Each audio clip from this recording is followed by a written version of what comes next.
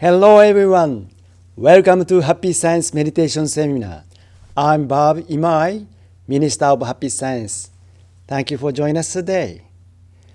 Let us recite Prayer to the Lord together first.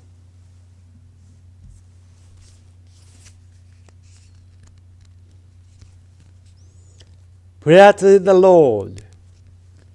Our Lord, El Cantare, you are the source of all light, all power, all wisdom, and all love.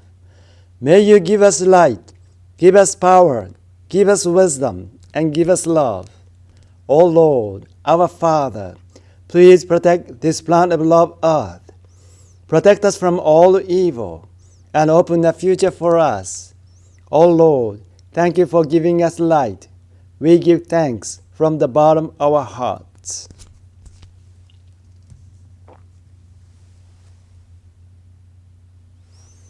Thank you for joining us today. We start studying this book, the Rojin, the Buddha's mystical powers. In this seminar, I like to consider the phenomena of spiritual pathways referring to this book.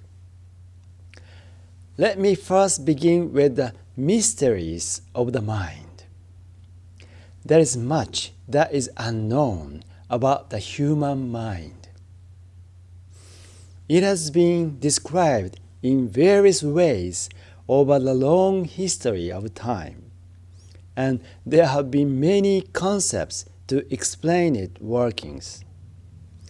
However, I do not think there are many people who have been successful in explaining in details what the mind really is. As you explore the mysteries of the mind, you will realize how much power is hidden within the human mind. There are two aspects to the great secrets of the mind. The first is the secret that we can control what we think. We can actually take control of our thoughts. However, the majority of people do not realize this. When we explore the mind, focusing on how to control thoughts, we can find unexpected power. It may be related to self-realization. If thoughts are focused on in a certain direction and sustained for a certain period of time, they can bring surprising results.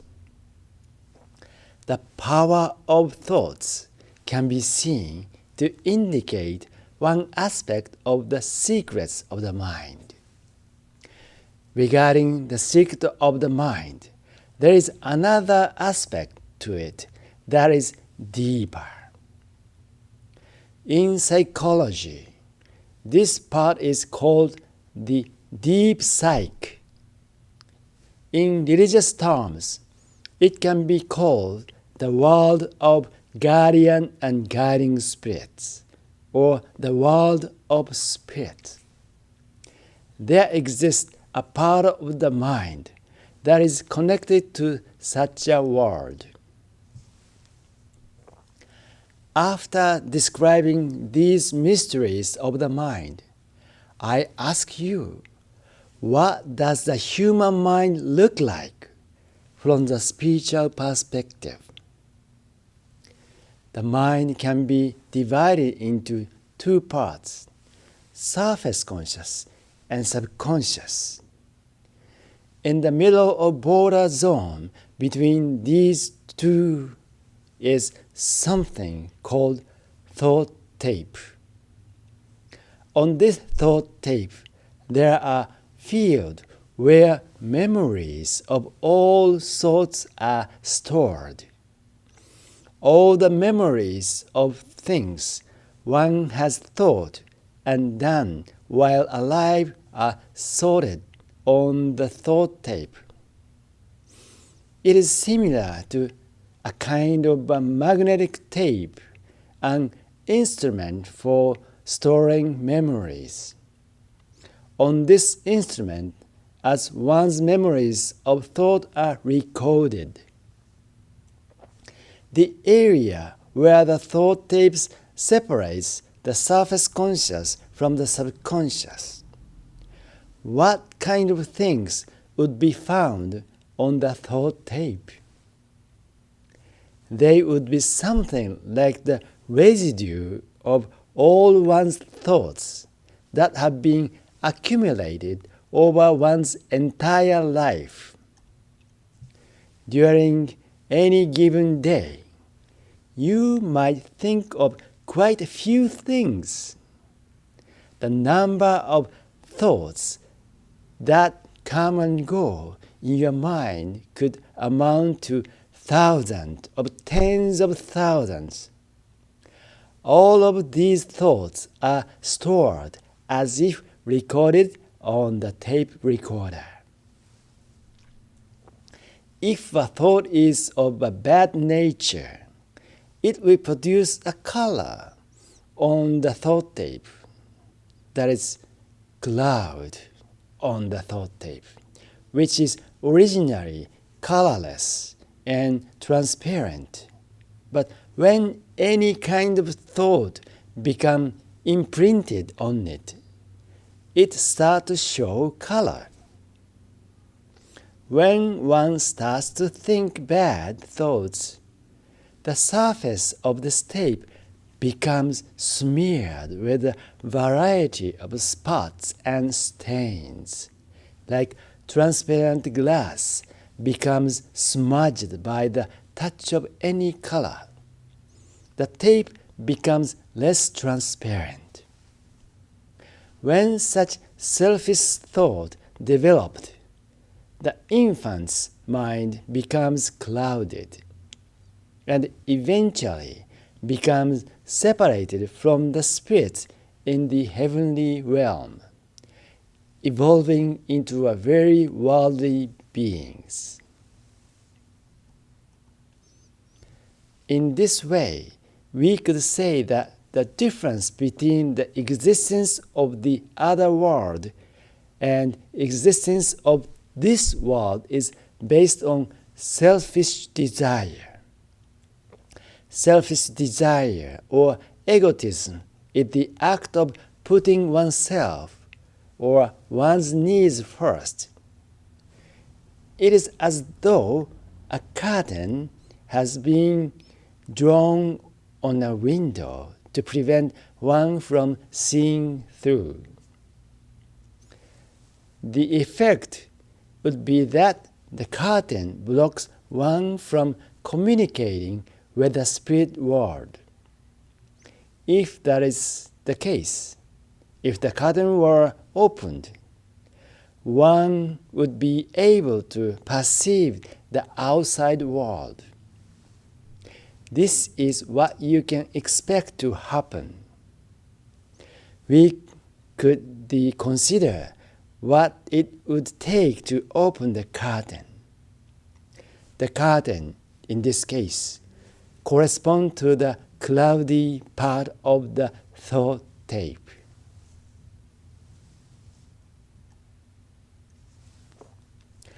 Although I have mentioned the clouds that cover the thought tape, actually there are ways to remove them.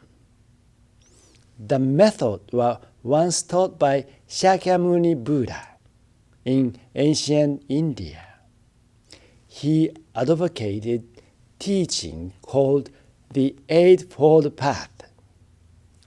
He practiced daily meditation, reflecting on what he thought and did during the day, measuring them against seeing rightly, thinking rightly, speaking rightly, and so on. He taught this method to his disciples. Shakyamuni viewed life as similar to daily bookkeeping. Each day, we have to close our accounts and examine our action and what was in our mind, he himself practiced this idea even every day. Thus, reflective meditation was the most important in the daily practices. The main concerns that concentrated on in his self-reflection were: did I experience any disturbance in my mind? Did I get irritated? Did I get angry? Did I become conceited? Did I bear any grudges? Did I feel any jealousy? He measured his mind with such yardsticks. If people become well practiced in this kind of reflective meditation, they can, at the very least, avoid going to hell. And those who are residing in hell would be able to get out of it. Also, we would be able to eliminate the hellish world on earth. It is a practice that wields great and formidable power. Therefore, reflective meditation must be brought back in general practice. It is important to revive the reflective meditation of Shakyamuni Buddha time. Besides, this practice was not only taught by Shakyamuni Buddha. Christianity has had practice of confession. The essence of doing penance before God to apologize for your sins is very similar to reflective meditation in Buddhism. Similar practicing can be found in all the religions. Everything, in the end, leads to an attitude of pursuing and exploring the right way of living as a child of God, a child of Buddha. I would like you to consider reflective meditation from this perspective. After becoming well practiced in reflective meditation, you may experience the phenomena of having a spiritual pathway open to you.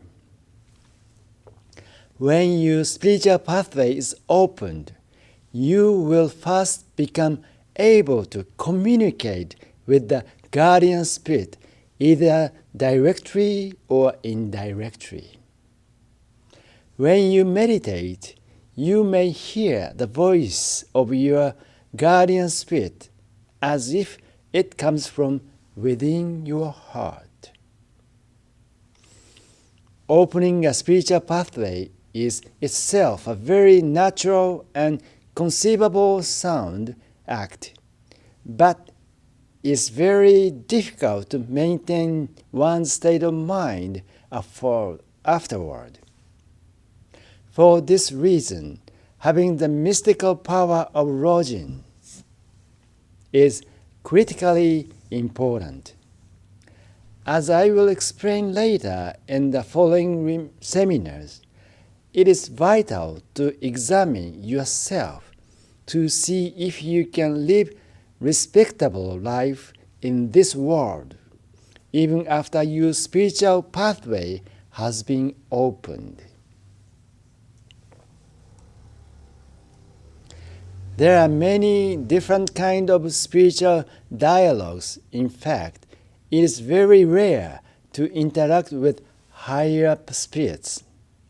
Instead, the most commonly heard voices are those of earthbound spirits, lower-level spirits, or animal spirits, all of which tries to tempt you in some way or another. However, It is a mistake to take this spiritual phenomena, the opening of the spiritual pathway, to be equal to enlightenment. You need to understand that this is only the first step, which may act like a catalyst that leads you to enlightenment. After opening your spiritual pathway, one of the most important things to do is verify, even when listening to the words of high spirits or your guardian and guiding spirits. You have to filter them through the teaching of the Eightfold Path. This attitude is important. Even if the voice is considered to be that of high spirit, it is important to apply the filter to check whether heeding the voice would pave the way for your improvement.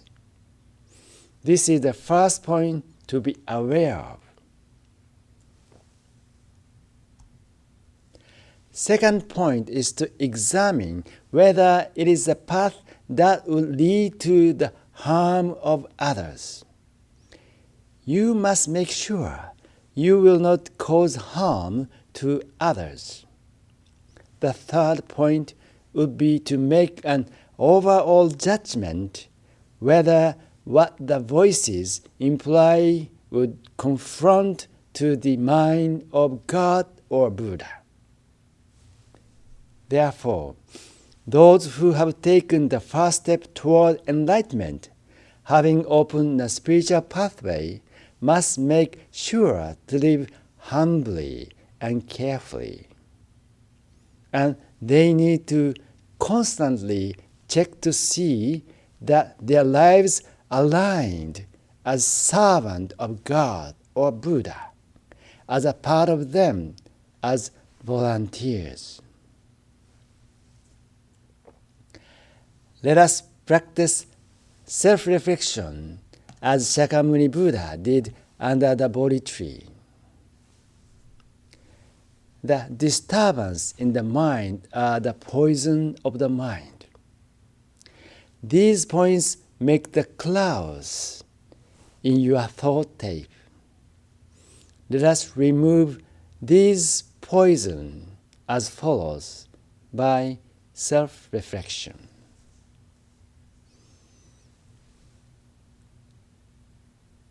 These are: did I get irritated?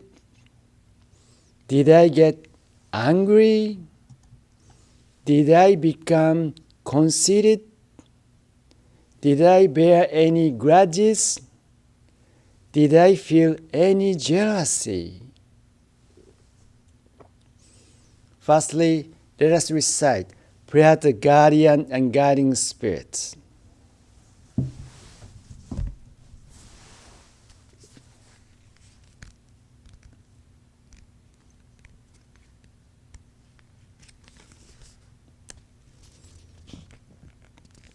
Prayer to guardian and guiding spirits. My guardian and guiding spirits, deep inside of me, you are the fountain of life, the light of hope, the source of wisdom, and the shield of courage. Every day may you help me develop my soul and refine my mind. Every day may you give me inspiration and show me the right path to follow. Please protect me from all evil and guide me in living a better life. For this, I give my thanks.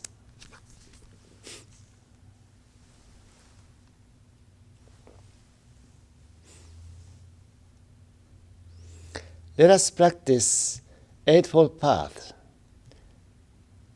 Today, right thought. Sit straight and relax your neck and shoulder. Start breathing deeply. Please try to calm your mind.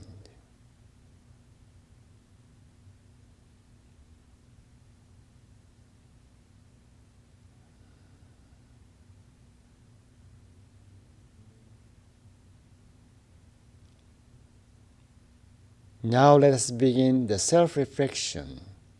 Checkpoints are shown on the screen.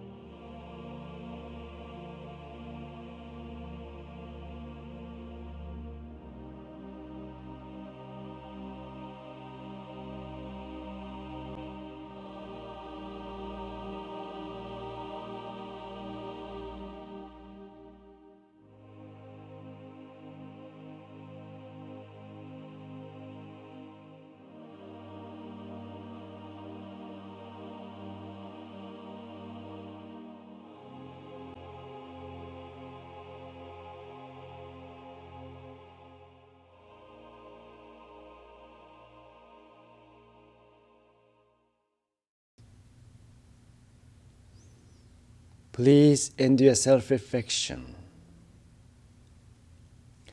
How was the reflection? Could you find the poison of your mind and remove those by repenting those and pledge not to do it again? Now let us practice meditation to communicate with your guardian and guiding spirits. I think your thought tape is a little more transparent by reflection and easier to communicate with the spirit world. Let us begin. Now let's practice a slightly more advanced Zen meditation. I would like you to have a dialogue with your guardian spirit. If you meditate for a whole day in a Zen temple, you will get closer to a state in which you can do this sort of thing. But today we only have a short period of time. I wish you to have a conversation with your guardian spirit. Please straighten your back again and release the tension in your shoulders and arms.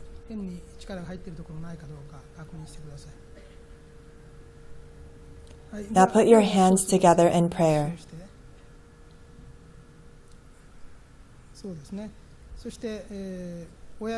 Bring the slight space between the base and tips of your thumbs in front of your mouth. Then tip your hands forward about 120 degrees. That's right. Please remain at ease. This posture is the one to use when inviting spirits.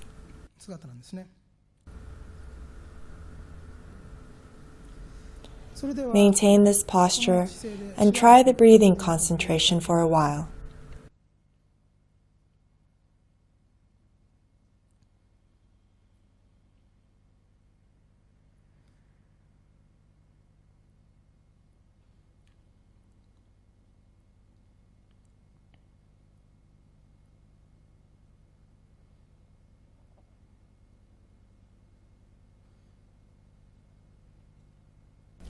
Now let us start to talk with our guardian spirits.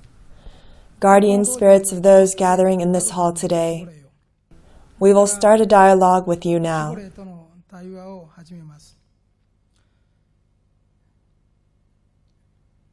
For your part, you should imagine that your guardian spirit is sitting in front of you and facing you. Please start a dialogue with your guardian spirit on any problem bothering you these days. Begin this dialogue in your mind. Once you can feel your guardian spirit talking to you, move down your hands.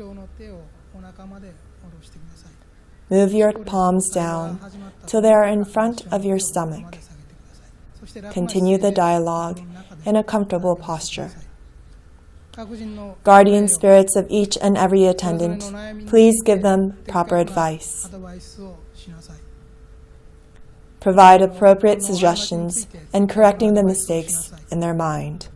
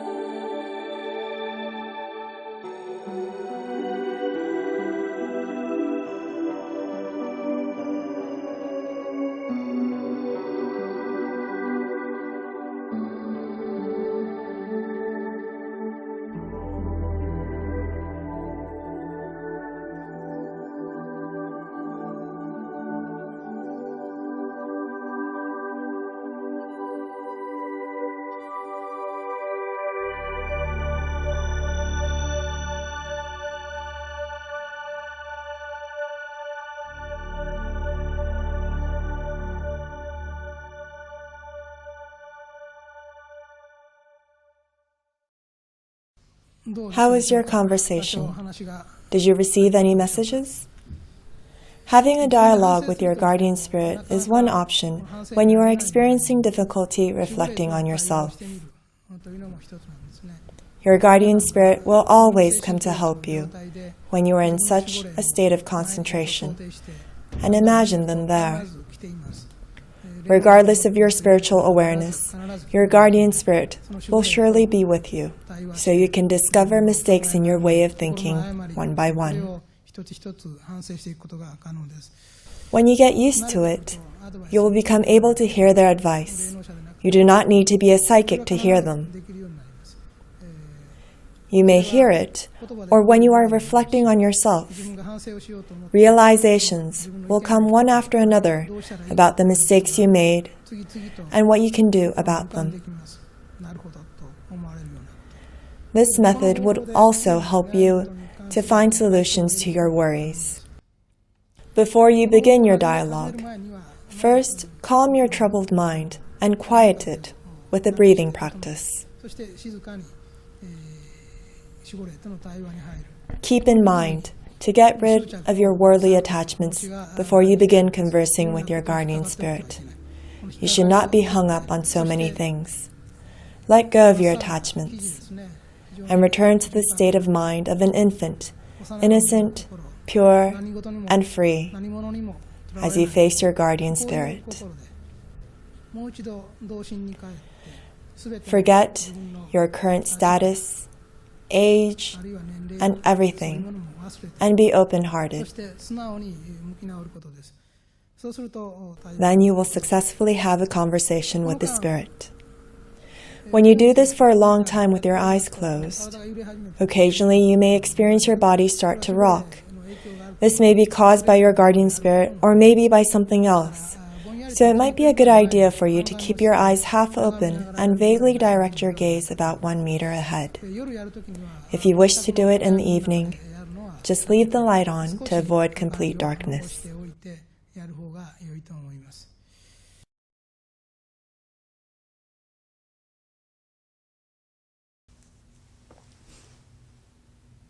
Thank you, Master Okawa.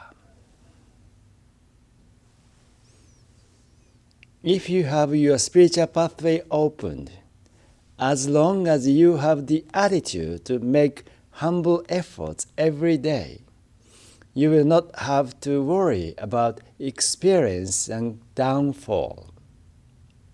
I hope that you'll have the courage to proceed on this path. This is my sincere prayer for you. Thank you very much for joining us today.